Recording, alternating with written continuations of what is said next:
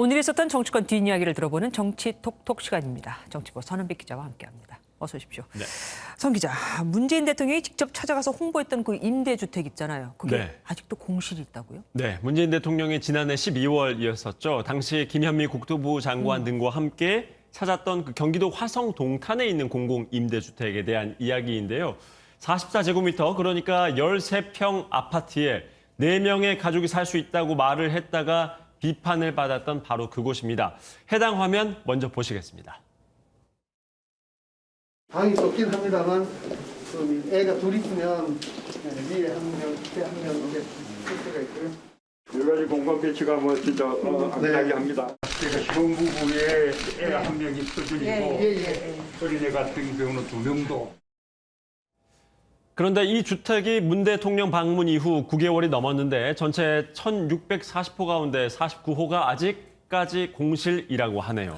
그때 대통령 방문을 준비한다면서 인테리어 값으로만 수천만 원 써서 논란이 되지 않았었습니까? 예, 그렇습니다. 이 임대주택은 청년은 최대 6년, 그리고 신혼부부 같은 경우에는 최대 10년까지 거주가 가능하고요. 월 임대료도 30만 원이 채 안 됩니다. 매우 저렴한 좋은 조건인데요.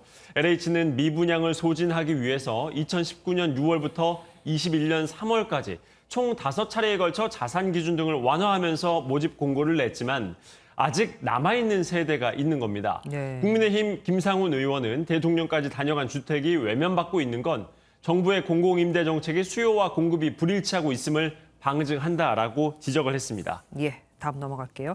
장제원 의원은 아들 때문에 결국 윤석열 캠프에서 나왔습니다. 그렇습니다. 윤석열 캠프의 종합 상황실장을 맡았었죠. 장제원 의원이 SNS를 통해서 직을 내려놓는 게 후보에게 더 도움이 된다고 판단했다면서 백의종군하면서 윤 후보의 대통령 당선을 응원하겠다라고 밝혔습니다. 장 의원이 여러 차례 사의를 밝혔지만 윤 후보가 아들의 문제라면서 반려를 했던 것으로 알려져 있는데요. 하지만 청와대 국민청원 게시판에 장 의원의 의원직 박탈까지 요구하는 글에 16만 명이 넘게 서명을 했고 장 의원은 결국 사퇴를 선택했습니다. 예. 그리고 국회에서는 보좌관들이 들고 일어났던데 곽상도 의원의 아들 그 퇴직금 50억 원 그 관련해서라면서요. 예, 국회 직원들이 모인 익명 온라인 게시판이 있습니다. 여기에 올라온 글에 대한 이야기인데요. 국회 보좌진 A씨가 쓴 글입니다.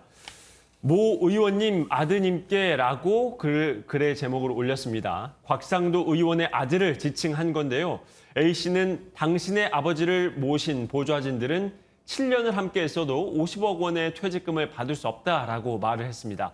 보좌진들 사이에서 곽 의원은 보좌진을 꽤 자주 교체하는 걸로 알려져 있습니다.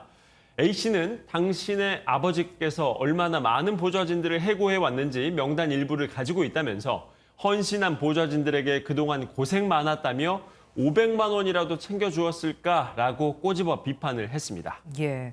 그리고 미스터 쓴소리라고 불리는 우리 그 민주당 원로죠. 유인태 전 국회 사무총장. 대장동 사태에 대해서 또 쓴소리를 했습니다.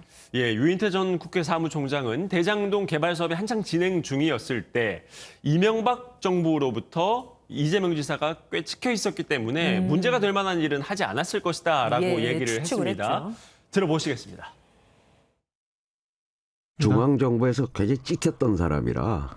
그 사실은 조중동에도 많이 나왔어요. 예. 그러니까 뭐 굉장히 몸 조심을 하고 뭐 조심을 할 만큼 했을 거라고 보여지는데. 이 지사에게 큰 문제는 없을 것 같다라는 얘기인데요. 그런데 50억 원을 받은 곽상도 의원의 아들과 관련해서는 뭔가가 있을 것이라고 지적을 하기도 했습니다. 이어서 들어보시죠. 그 50억을 그 퇴직금을 줄 만큼 이 사업을 진행하는 데 있어서 당시 상당히 힘이 있었던 뭐 청와대 민정수석 출신이고 하니까 뭔가 좀 도움을 받았으니까 저렇게 했다 이렇게밖에는 뭐 볼 수 없는 거 아닌가요?